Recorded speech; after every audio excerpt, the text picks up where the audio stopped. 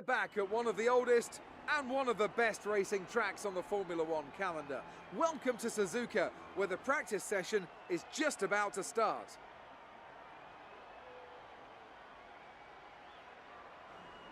One of the more intimidating corners on any Formula One track is the legendary 130R.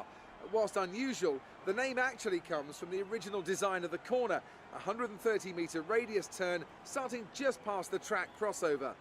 Over the years, due to several severe accidents, the corner's been redesigned to create a straighter entry and creating what is now a double apex left-handed corner. Despite the changes, this is still one of the most exhilarating corners that drivers in F1 have to take.